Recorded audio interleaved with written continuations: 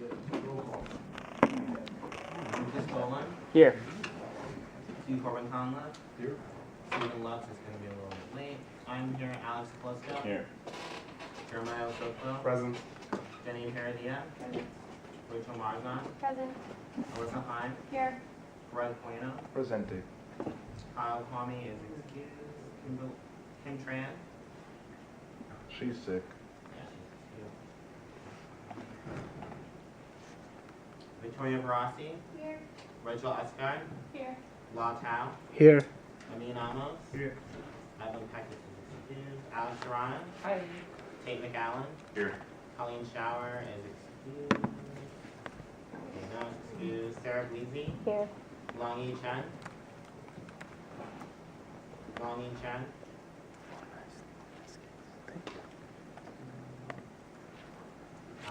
Taylor Wardell. Here. Lincoln Smith. Yep. Alex I Osborne. did. I'll take it off. So I just left it.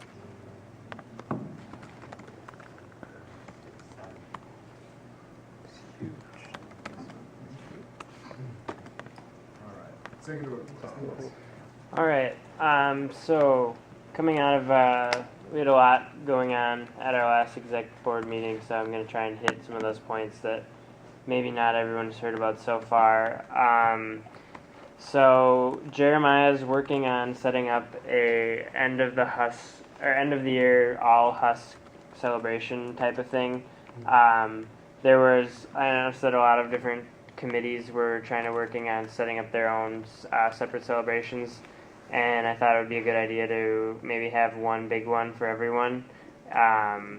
And that was at our last exec board meeting. Everyone that was there agreed with that idea. So Jeremiah's working on setting that up. The softball game is happening on the 15th, almost for sure. I'm still waiting to hear back from people if they're willing to participate. So I guess technically we need to have a team in order to have it be an event. But other than that, like, that's the date we've set on. So please let me know if you're participating or if you're going to come. But that's when that will be happening. Corbin is taking care of the food for that. We've set up for the transition ceremony. I'm just going to cover everything in detail just so everyone gets this information. For next week, Tuesday, we're going to be doing the transition ceremony or passing of the gavel ceremony, whatever you would like to call it. We've got some honored guests in attendance, and we are hoping for a big turnout. We're going to be awarding the HUSC scholarship winners we're going to recognize. We're also going to recognize the staff and faculty of the year, the award winners, and then President Hansen will be giving the oath of office to the new president and vice president, along with some short speeches. So that should be fun. One of the things that came up at our last exec board meeting was something we talked about earlier in the year, which was the idea that a lot of students have noticed that their finals are being scheduled at times that are really inconvenient or not during finals week, or in Alyssa's case, on a Sunday. So I just casually mentioned to Dean Matichek of the CLA when I saw him the other day that this was a problem we were discussing. And without any hesitation, he just said that he would take care of it and he would bring it up at the next faculty meeting and at the next department chairs meeting. So he's mentioned that that's been kind of a recurring problem, and he didn't really require much persuasion on my part. So that's good. We still might want to keep that in mind if it continues to be a problem, and maybe something to keep an eye on for next year. Other than that, today I'm going to be proposing a resolution. Yesterday, Corbin and I had a meeting with President Hansen and Tony Grunhauser where they requested us to make a donation to the sport court. So we're going to be talking about that later on in the meeting. End report. Covering I was doing the report, so bring on Greg. Approve the contingency for Hmong Student Association this morning for $350. Approve a contingency for HUMS for $900. Approve the conference for Theta Chi, $2,400. approved a contingency for somewhere around $300 for the Catalyst Group. That's it for now. Nothing really related to PAC. President-elect, we have another executive board meeting tonight. We finalized that we're going to an ASGA retreat in end of June. Currently, hopefully all of our board will be able to go. Jenny and I are meeting with people to discuss who the DISC representative will be for next year. We got more information that was kind of on hold, as you guys kind of remember, but we're doing that hopefully tomorrow. I think other than that, that's all I have.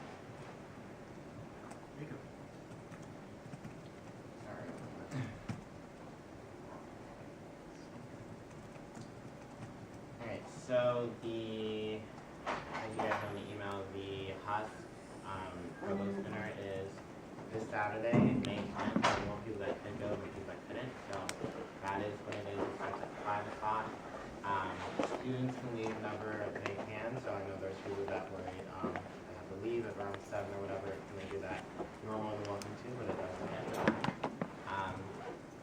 Todd to left out, they're going to be creating a HUSC 100th anniversary celebration committee. Oh, yeah. And so we're going to talk about that today, get close today.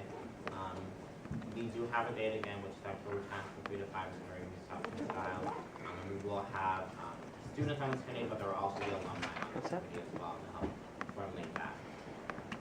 I'll do that committee as well.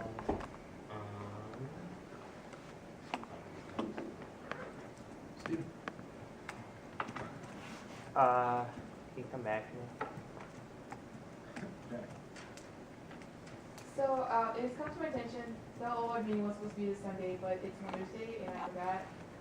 So it's going to actually be this Thursday during Potborough in the hub. Food will be provided, and it's more of a celebration. And I'm also going to announce who the winner of the OLOG meeting is, not of OLOG, of the OLOG point system.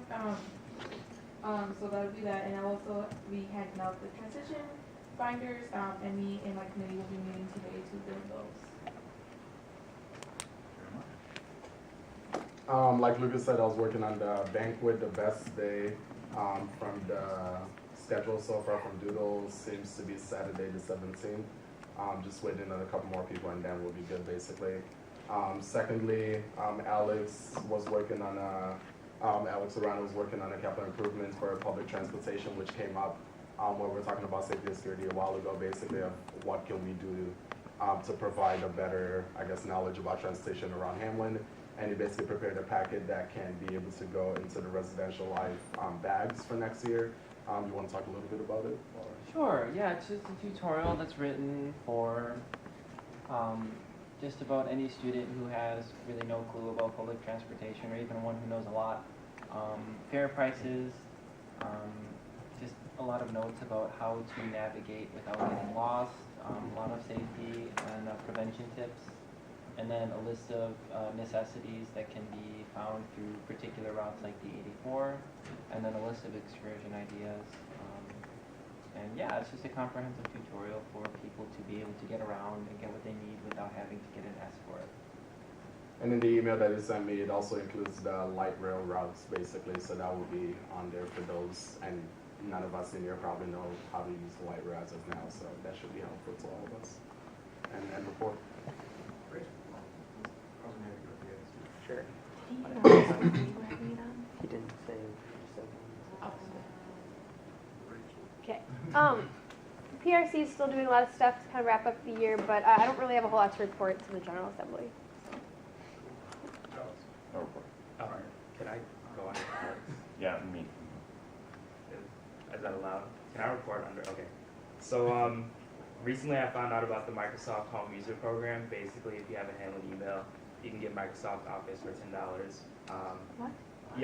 Yep. Contact me if you would like. Actually, I think I'll email Corbin and have Corbin email everyone. That'd be more efficient, yeah. Then the new collaboration station is in the basement of Bush Memorial Library. Basically, it's this TV and plugins for group projects and everything, so you can all bring your laptops and switch around and question. Point of information. So for this Microsoft Office thing, does Yeah. the license expire when you lose your email, or is it like for a year? I think so far, what I read on the website, and what I downloaded it, and they've only charged me $10 once, but we will know in a month if it's a recurring fee for sure. Oh, They geez. say it's just $10, and my manager actually was the one that ended up telling me about it because we were talking about something else. And so if you have a Mac, you get PowerPoint, Word, Excel, and the other one I always forget. And then if you have a Windows computer, like a PC, you get Office Professional 2013, which is like 10 more programs than the Mac version. I don't know why they The Mac did that, version's but 2011. either way, yeah. So it's like, it looks like the new Office. It is the new Office. It's 2013, and I don't think it expires because they email you a license key. Yeah, So they can't, if you, they Can't can't just expire. I was under the impression they were doing like year licenses. like year licenses. They I can do check, they but- do expire though, because I got Yeah. one for If work it's and 2013, it expires. yeah, then Yeah. it's expired. They expire. Oh, well, They expire. last. They might last more than 1 year, but they definitely expire. But could you just buy it again? Like, okay, keep going. Collaboration station in the library. Go check that out. It's in the basement. And then tell the ITS help desk if you have comments about the collaboration station. Then I have another announcement later. I'll wait till you. Cool. Okay, so the only thing I wanted to bring up is setting a last day for student hours and everyone to turn in receipts and stuff. Last year, I think it was either the Friday, like before finals week, or maybe we set it right after finals week, but I'm open to suggestion. And then we need to send out an email somehow to all students or everyone to let everybody know. Anyone have any suggestions? I know for a fact that APAC is planning on having an end-of-year barbecue, possibly after finals week is over. So that might be something to keep in mind.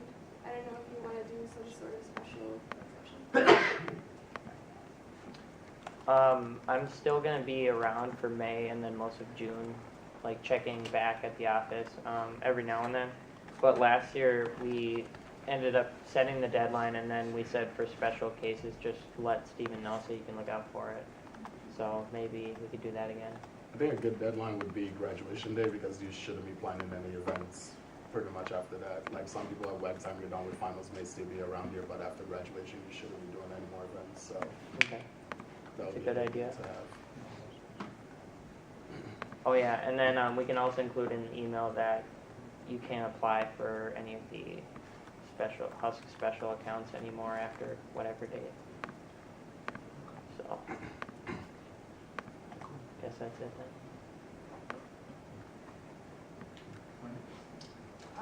Probably the only thing for me, I know this has come up a few times this year within GA, but the announcement about the new commuter student mentors is in today's What's Happening. The application for those positions are also in today's What's Happening. If there isn't a job description on the application, I know that they uploaded the job description to the student activities website. I just have to go ahead and approve that to be live. And so I anticipate that being live on the website probably by 2 o'clock.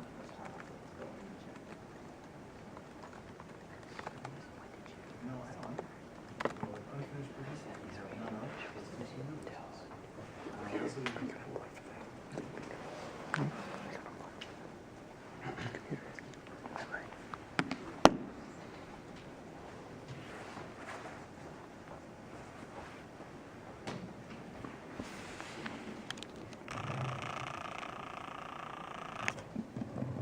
okay, so it's kind of funny how this came about. I went to the first generation pinning ceremony as I'm maybe whatever, and I ended up sitting by an alumni relations person, who talked about like, hey, did you know HUSC 100 next year, blah, blah, blah, and I was like, what, yeah, of course, I know.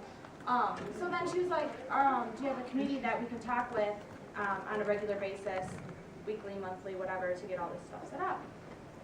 And we had talked about it before, we just hadn't formally done it yet. And so they want to meet sometime next week, so we need to get a committee lined up for this.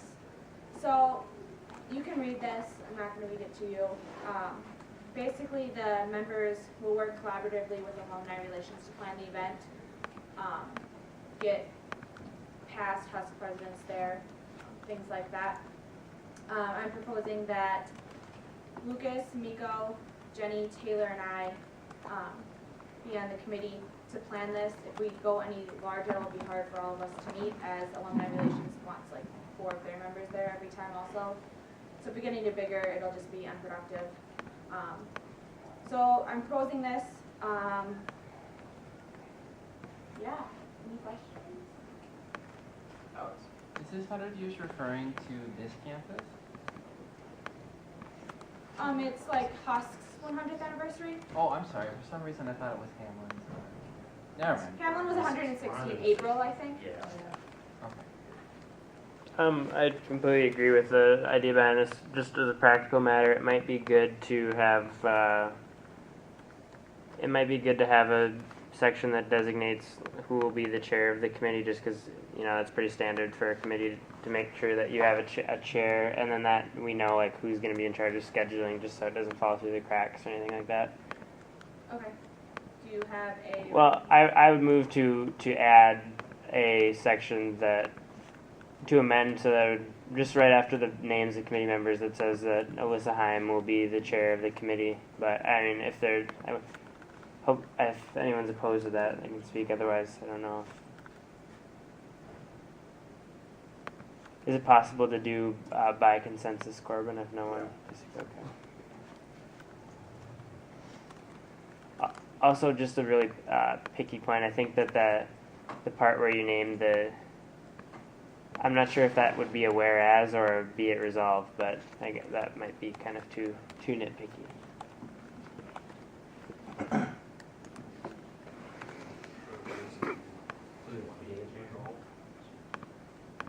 You don't want this in here? No, it's fine. Usually though, just the whereas like says why you're doing it, and then the resolved says like what you're doing. So.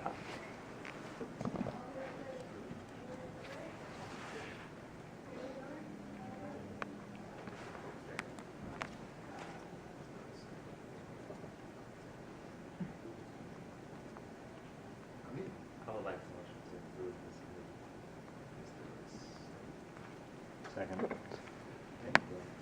All right. Seeing as how there's no further discussion, unless anyone would like to, we go straight to the vote. All in favor of creating a special committee to oversee the 100th anniversary of HUSC?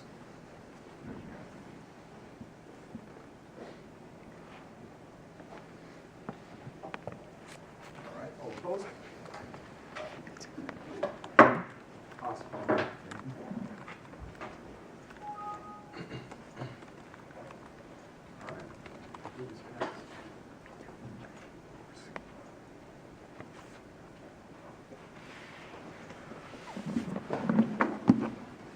Can everyone who's on that committee stay after? We have to decide on meeting time next week. Next week already. All right. So what I'm here to talk about today basically dates back to all the way last year when Lamar and I were on the campus capital call committee, but it's something that's really gained traction after Greg brought this up to President Hansen at our trustee forum lunch a few weeks ago. And ever since then, apparently President Hansen has had a lot of interest in HUSC making a contribution to the sport court. Last Friday at our weekly breakfast with Dean Stickbert, Corbin and I were there, and Dean Stickbert said to us that we should expect to hear from the president or the vice president of development, Tony Grenhauser, within a few days. And for us, that was good, but it was also a problem because this was our last GA today, and so if something was going to be done, we couldn't wait a few days. We needed to take action by today, because this is our last GA to do business. Next week is just purely ceremonial. So So we immediately set up a meeting. Yesterday we met with President Hansen and Vice President of Development, Tony Grenhauser. We talked about the sport court, and they ended up giving us an official written request. And basically I'll just go over some of the details here of what we talked about and then what I'm proposing. So on the written request, President Hansen had formally requested for us to donate $20,000 to the sport court. And the way that was, she said we could break it up between doing half this year and half next year, and however we wanted to do it. I mentioned that that was kind of an issue because of how our budgeting works, that we can't really guarantee that the funds will come next year. The project itself is estimated to cost $175,000. The university has allocated $100,000 from its capital budget toward the project, and then the development office, which is overseen by Tony Grenhauser, has been tasked with raising $50,000, of which they've already raised $24,000. So they're almost halfway to their goal. He seemed very confident in their ability to reach that goal. And so basically what they're asking from us is to be able to bridge that gap of the $25,000 that's remaining. And that would get them to the $175,000, but in the formal request it was asking for $20,000. But in this proposal I have listed at $25,000 just so that, just as a ceiling limit, because there's a chance that might, the $20,000 leaves them like pretty sure they'll be able to raise the money, but it also puts them in a situation of, oh, then they might have to like borrow or different thing. This would just, the 25 would assure that it is fully funded and fully on schedule. What I'm asking today is not to have the money allocated. It's about asking for a negotiation team to be authorized to negotiate over a final deal. So basically, if you look at the therefore be it resolved section here, what I'm actually asking is that the General Assembly authorize myself, Corbin, Alyssa, and Jenny to negotiate the final terms with the university up to a maximum gift of $25,000. If someone was really gung-ho about it and wanted to amend this to say, let's just appropriate the money today, we could entertain that idea. I personally didn't feel comfortable coming forward and presenting that just because this is just something that we talked about yesterday. I'd like to figure out some more of the details, make sure that we are going to receive the maximum amount of recognition and bang for our buck in terms of making this donation. There's certain interests that we have in that negotiation that we would want to push for. One, we want to make sure that Lamar, through campus recreation, is included in more conversations and make sure that the actual sport court is going to meet the specifications that are needed for it to be used by students and especially by campus recreation, because if it can't be used for that, then it's kind of a big waste of money. Another thing is we want to make sure that HUSC is somehow recognized with like a plaque or something to show that we donated this money. One of the things that we were really pleased about that we didn't have to really negotiate at all on is that the location of the sport court is in the location that originally I had pushed for on both the capital subcommittee and the campus planning committee. It would be right between the law school and the Manor and Manor Hall where the staff parking lot is now. And it's actually interesting because both President Hansen and Tony Grenhauser will have to give up their parking spots in order to make this work, so good on their part, I guess. But that's the location, and the reason I think that's the best location is it's closer to the residence halls than the athletic facility, so it shows that this is a facility that's open to all students and that it's not intended for athletic use. One of the problems in Walker, as everyone probably knows here, is that it's just overbooked all the time by the athletic team, so it's really hard to just go play a pickup game in Walker. So things like that.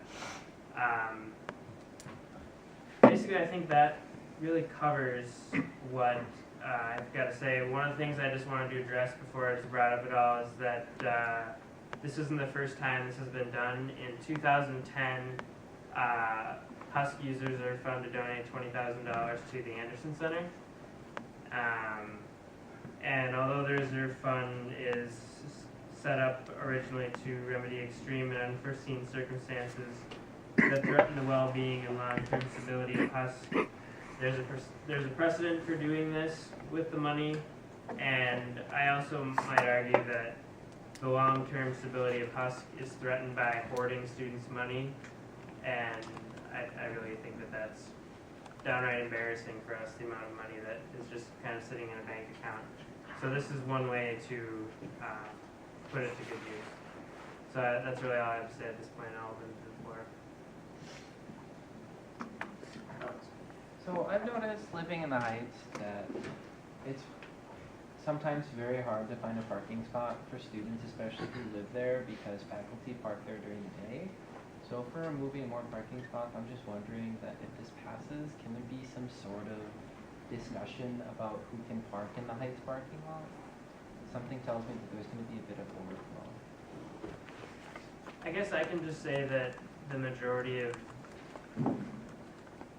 people who or a lot of people who park in that parking lot now work in Old Main, and I know, for example, the provost and other people who tend to park in the Anderson Center, other employees who work in Old Main. So I don't know if we'd see a huge influx to the Heights parking lot. I also know that through the master plan, there's a huge increase in parking that's going to be happening within the next 10 years or so on campus. So I really think the general trend is toward more parking, not less. I mean, there have been some days during the fall where I literally could not find a single spot, and I lived at that building, so I had to park like 3 blocks away because people who didn't live on campus wanted to park conveniently. So I don't know if there's a policy to be made about, you know, residents having priority over other people in the, at least the Heights parking lot, but I feel like taking away those spaces, I mean, it's going to make it a lot harder for students who live on campus to actually find a place. I see no reason why that can't be the overall negotiation. But it's like a conversation. Yeah. I would like to rebut what Alex just said. I don't think it's fair just to have residents park in that lot because commuters, our campus has a lot of commuters, and commuters also need a place to park, and it's not fair just because you live there that you get priority. Also, the faculty lot is, to me, really small. I mean, what, 20, 30 parking spots in there? So, and I know, like, President Hansen, half the time she parks in Anderson anyways. So, like, I'm thinking that those people, administration, will end up parking in Anderson because they don't want their cars to get dirty and scratched or whatever their little needs are. But then they'll just, like, park in the Anderson Center. So I'm not thinking there's going to also be an influx in parking there. And I definitely don't think residents should get priority. Definitely not commuters or anything like that because they park there on a daily basis. Dawn, Stephen, Alex, and John. First of all, I'd like to say this is absolutely absurd that you would even consider taking $25,000 or discussing to take $25,000 of the students' money and donate it to the school to get some sports courts. The reserve fund, according to your bylaws, Mr. Dolan, are supposed to be used in case of an emergency. Second of all, I don't think this is in the bylaws of the Constitution of HUSC. I think this is, for lack of a better word, complying with the administration to be in good standings. This is not something that helps the students. You wonder why students are not here in this meeting, in this General Assembly. This is one of the reasons why. And I like that you smile and that you cringe, but you need to be dismantled. This kind of stuff is ridiculous, okay? You should not be even considering giving this university $25,000 of us students' funds to do a sports court for someone. It's a favor. I understand politics. I understand how the system works. And that's all it is. And you can't say it's not. And can you show me in the bylaws where you can use the emergency funds, reserve funds, I should say, for this? First of all, I just want to say all of your concerns duly noted. Second of all, I'm drawing from Section 7 of Article 9 of the Constitution. and it doesn't state emergency anywhere within that section. A reserve fund, but can you send out an email to the students on campus and take a poll and ask them would they be interested in supporting this?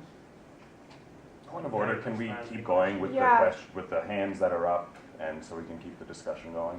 Alyssa, you have something else? Yeah, as the interpreter of the bylaws, that's my role as PAC chair. It may not be in the reserve fund that explicitly says this can be done, but as in regular law, there's statutes and then there's case law, which is precedent. And based off of our precedent of previous, I'm using that as case law. So since it's been done before, it's precedent, so we can follow it. With where the money's coming from, that concern, that's all I'm addressing there. Steven? I was going to say something about the parking situation when we were still talking about that, but I'll just drop the parking for now. Okay, so I'll go back to the parking, because, I wanted to talk about that. Alex, I think your concern is valid concerning the student to faculty, right, parking lot, right? Faculty have, these are faculty parking lots. No students can park there. But if, a parking lot is going away, I think it is a just concern for us to look into, saying that, right, if faculty are being displaced, then they could potentially take students' spots. I think that is a valid concern, and we should probably look into that. Don, the sport court is something that many students want. There is a lack of athletic facilities, like Lucas said. Point of order, let's get on with the conversation instead of coming to me. If you want to talk to me, you can talk to me afterwards. How's that? That's fine. Actually, he's responding to the concern Yeah. that you raised. Well, I was just trying to respond to something earlier too, and he chimed out to move on. So, if it's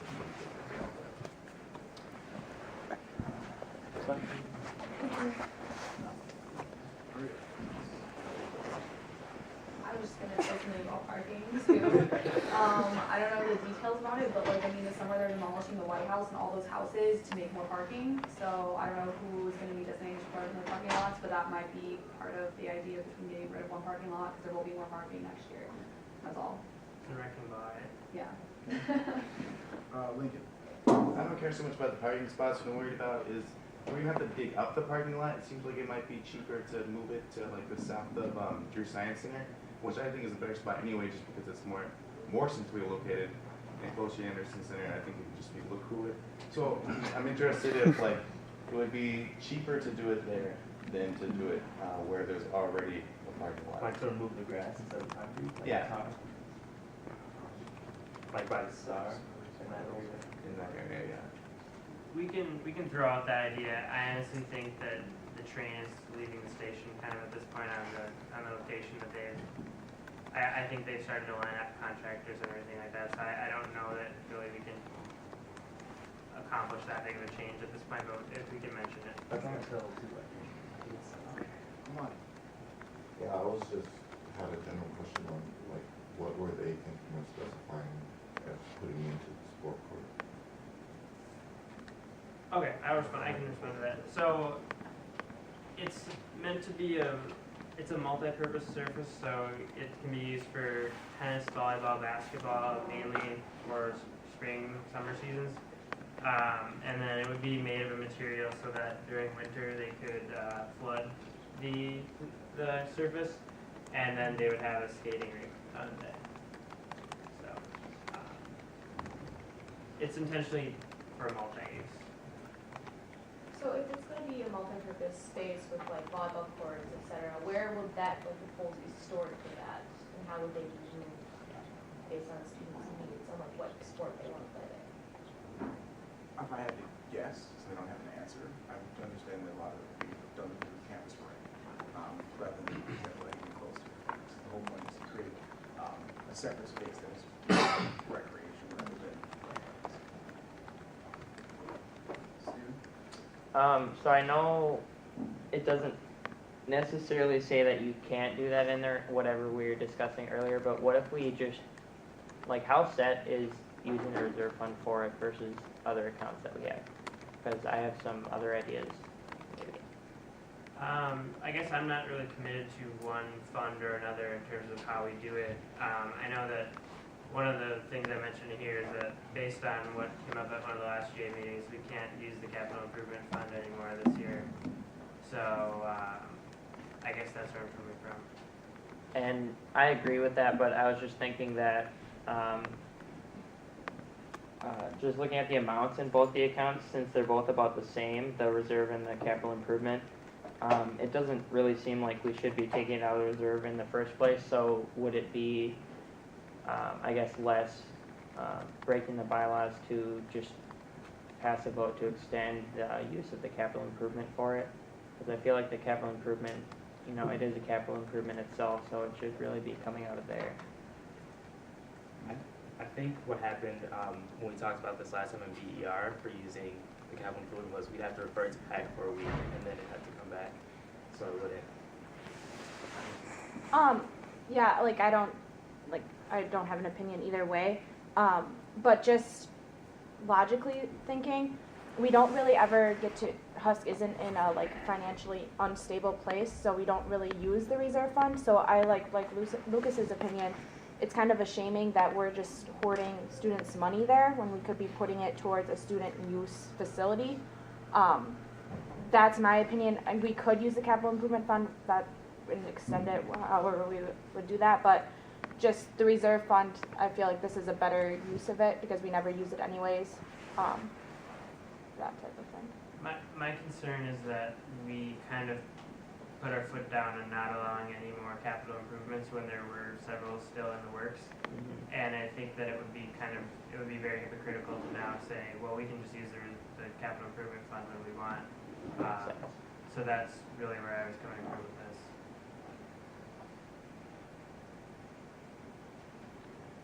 Any other points of discussion? Steve? I want to explain one thing about the reserve fund too.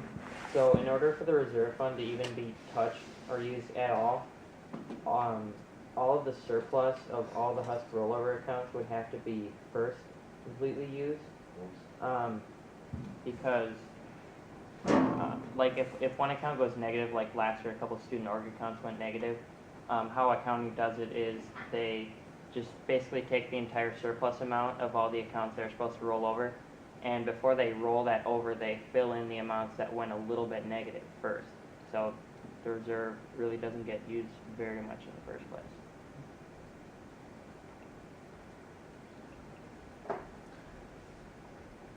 As the president-elect, how will that affect my summer contingency fund? But is it rollover? Isn't that what summer contingency comes out of? Yeah, I mean, it's all rollover, so if we use 20 out of the reserve, then the same amount would still get rolled over next year because the reserve itself isn't taken into account for the rollover, because that amount stays in there. But for next year, it would just have less in it because we spent 25 of it. The short answer is the reserve doesn't contribute to the summer contingency budget. No, I know. I meant if we use this for the rollover. Right, but it doesn't. It wouldn't affect summer contingency. Okay.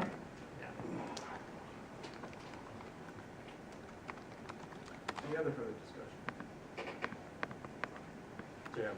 Jeremiah, you have the last. Oh, okay. I just wanted to say that a lot of students I know really like the sport court idea. And last year, when they were thinking about doing the Sand Beach volleyball court, in that same exact location was where they were thinking about doing the sports court instead. And a lot of students really like the idea of the sports court, although they like the idea of the Sand Beach volleyball court coming back. They really love the idea of having a sport court on campus that's multi-purpose court.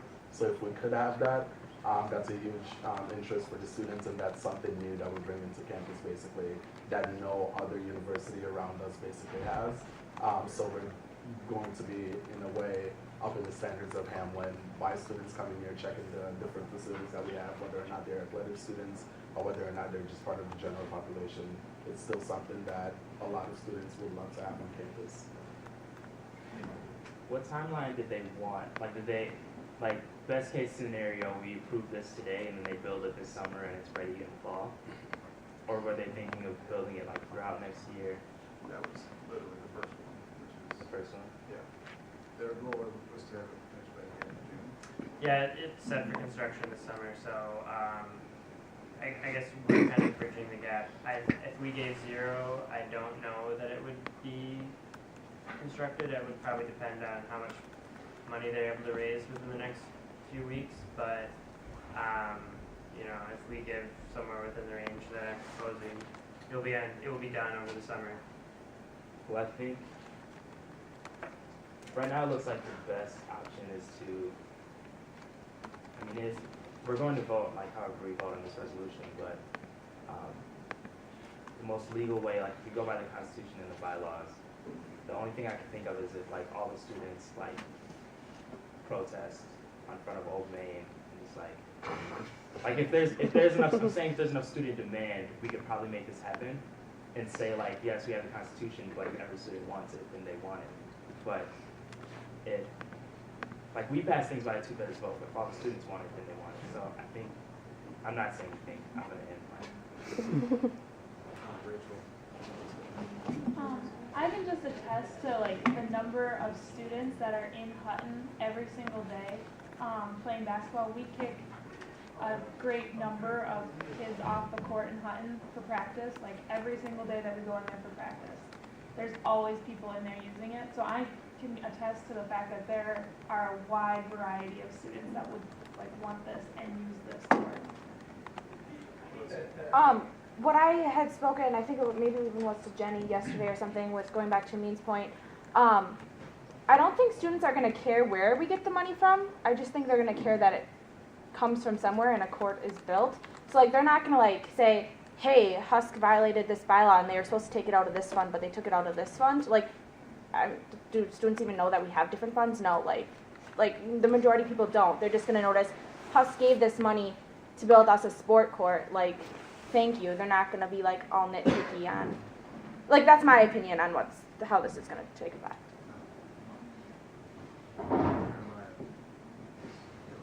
So, my only concern with this would be, because I've seen our improvements, like I worked with the game room and I actually look at the desk now and seeing how people use stuff now.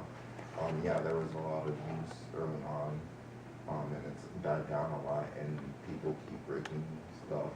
So my first question is, one, maintenance. Who would be control of maintenance for this? Because this would be 10 times more expensive to maintain, especially if it's multi-purpose. My other concern is, yes, I can also attest that there are a lot of students in Walker, and I feel like that general area should be expanded within the future someday too, but also people that mainly have the problems are people that play basketball or some summer sports. So my question is, yes, it's multi-purpose, but how many people are going to actually utilize it in the winter time? That would require, like, maybe we provide some more winter stuff, and you'd have to consider promoting it a lot more. Otherwise, it's kind of a waste in a seasonal aspect. Is that a question? As far as who is supposed to be taking care of it physically, it's facilities is on it. I think for the individual needs of people kind of going into it, you need a basketball, stuff like that. As far as how that's coming out of Mars, end of campus, and then I forgot what was the third question? Seasonal. Seasonal. The whole purpose of it is to be all around. Part of the reason why we want to make sure that Lamar's included in the conversation with the original idea had it so that it could be, like, for example, filled and could be used as a tennis court. I forgot my point for right now. Okay.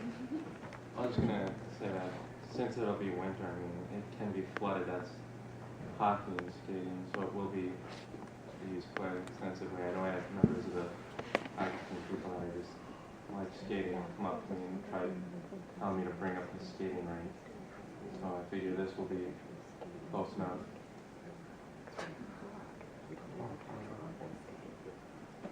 Alex?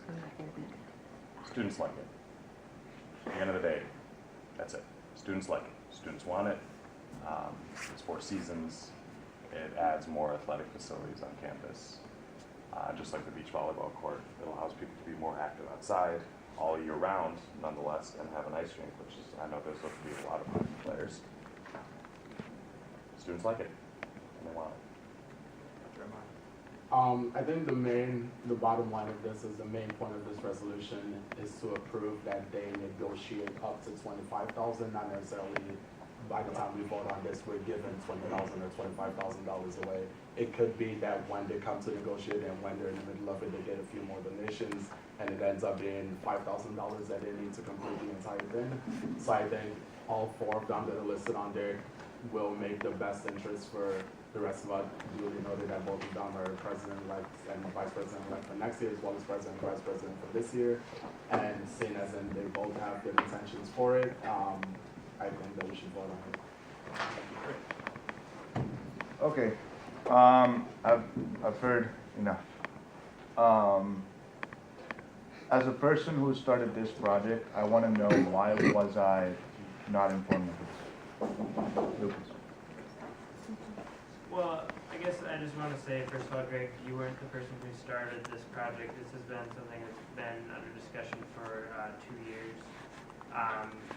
You did mention this to President Hansen a few weeks ago, like I said at the beginning of the meeting. Dean Sickford mentioned to us on Friday that she was interested in doing something about it. On Monday, we had our meeting and got the full information, and I sent out the email to everyone on Monday about what was happening. So I guess I don't know which part of it, if you would want to be one of the people on the negotiating team, or which part of it you're upset about, but I guess that's... Because I've heard that it was because I wasn't the president or the vice president.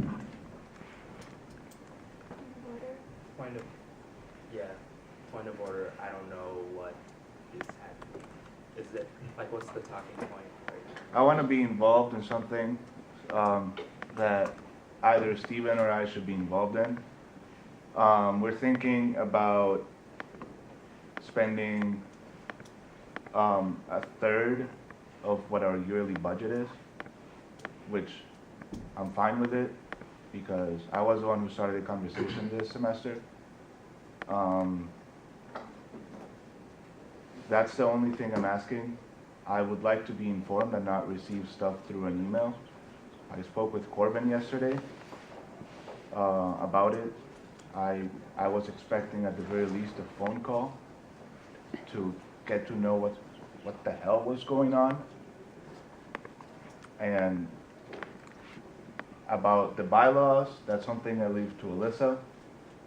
If breaking it based on a case, it's fine. I'm not going to talk about that until I get involved with this. I cannot say I know enough because I wasn't involved in the conversation. And I think that's unfair. And my duties as Economic Affairs Chair is to know about these economical decisions, not just the President and the Vice President. Feel my time. It sounds to me like maybe that you guys should just scratch this and let President and Vice President-elect come back in the fall and kind of have a conversation, with the whole student body. Because I believe that students might be interested in this, but the students are actually not in this room. And I'd be cool with it if there was a poll sent out saying, worded very strategically, saying that, HUSC would like to spend allegedly like to spend $25,000 of your money and donate or give a gift to Hamlin University to build a sports court or whatever. And whatever the results of that particular survey, I could ride with. That's what I would like to see, just to be honest and fair. And I don't mean to go, just give me for 30 seconds here. You want people to participate, I would hope, in this process and this room to be filled. This is one way to start the conversation rolling, I would gather. These personal things that are favors, I think are ridiculous. This is reminding me of the $6,000 couch. This is just as nutty. So that's it, I'm done. Thank you. Motion to end discussion. Second. I'd like to hear the remaining views. But it was seconded, therefore it's on the Alright, table. we'll vote on it. And There's a motion on the table to close discussion. All in favor? I don't want to end discussion. We're going to talk about the rest of the yeah, board. we All right, the motion is not passed. Continuing on, Jeremiah, I think you were next. No, sorry, Alyssa was next. Alyssa, can I speak? Okay, I'm just gonna address Greg's point because I do see his concern. However, if anyone else should be on it, I believe it should be Steven. Just all personal relationships aside. Steven is the treasurer of HUSC, so he has complete discretion almost over all the other accounts, not just contingency, conference, and I forget the other one.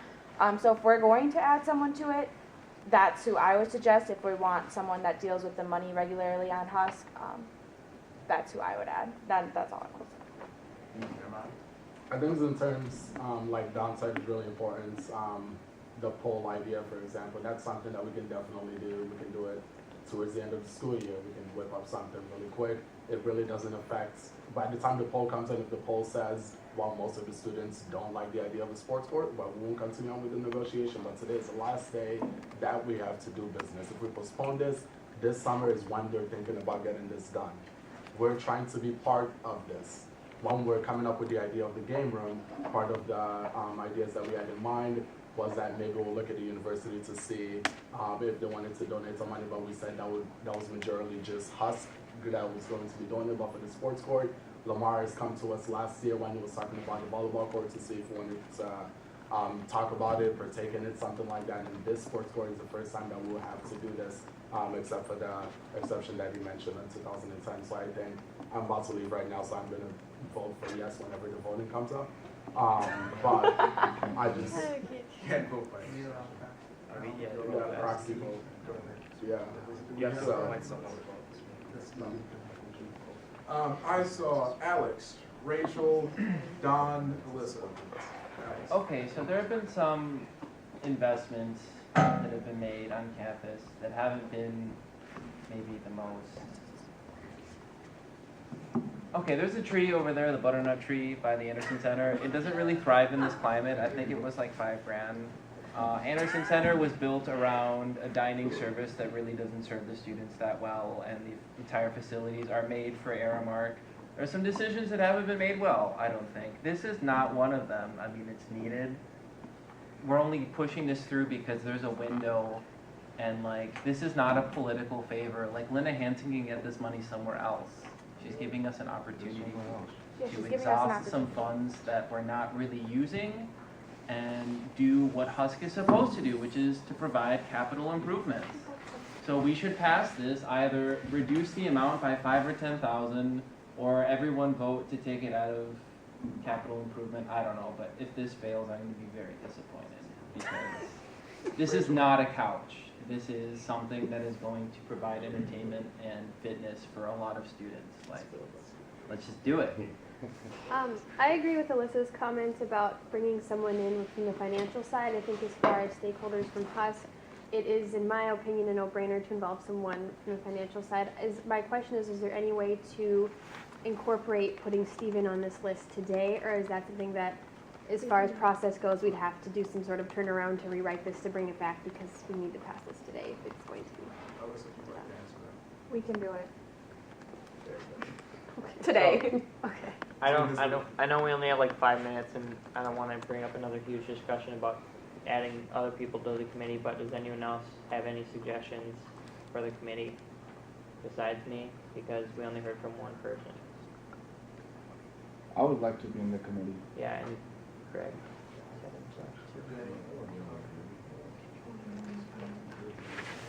I'm going to as soon as he calls on me. I just want to make a point. My point is not that I'm against the sports court. I'm against where the money's coming from, and I think the full student body with a survey should have. So if you put out a survey, it's not like, do you want a sports court or don't want a sports court?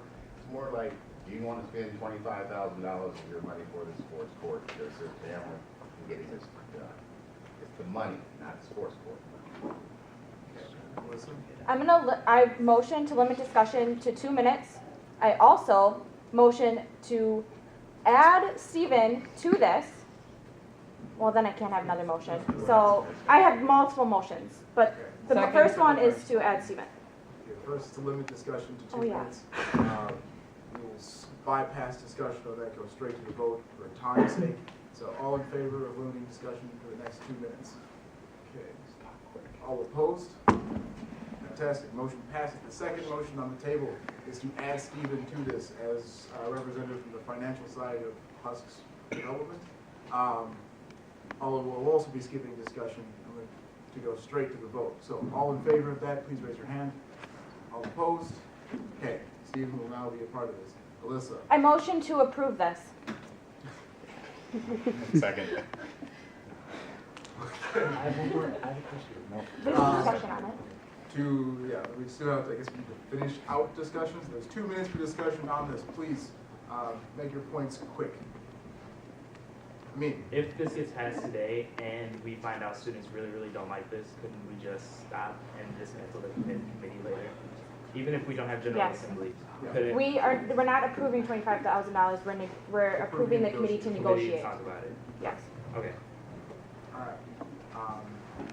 Any other discussion? Taylor? Maybe if people are still having a problem with the fact that this is a negotiation team, because I think the county's excited that, is maybe if you guys end up having meetings before that date, you could just send out like an email to update people on where you're coming from, what you stand on, what you decided, if anyone wants to do what it is, just so that they can get like updates. Is there a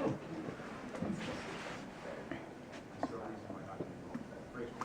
Just because we are just negotiating this, I think it also would just be a good idea just to send out a poll before we decide, hey, we're gonna give them this set of money or not, anything at all, just to send out a poll and with his, like, Don's wording of how, like, do you feel about this, if this money is coming from you guys, like, then what do you think? And then that kind of, we have a better idea of whether or not students want that. Any other? Steve? I think that's a really good idea, but we should be careful with the wording. We don't want to make it sound like we're going to be charging anyone extra money because we already have it. So Yeah. we need to be clear with the wording. Any other? Okay, closing discussion. Greg? So according to my duties, I should have a responsibility to overlook all student expenditures. This is the 3rd time I'm asking to please put me in that committee, a motion to put myself in that committee. Motion to add Greg Bueno to the The point of order, we're on a motion to approve this, so that all discussions. So I amend the motion. Is that possible? With a Let's go. 2/3 vote. Okay. There's a motion on the table to amend the motion so that Greg can, in addition to everything else, be added on to the committee. We're going to forego discussion because we're running out of time. All in favor of adding Greg to the negotiating team for this, because I can't get the name right now. Please raise your hand. 1, 2, 3, 4, 5, 6, 7, 8, 9, 10. Okay, all opposed?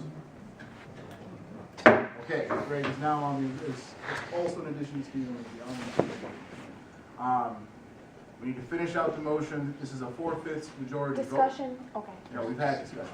Time is up for that. 4/5 majority vote. If you are in favor of approving this resolution, please raise your hand.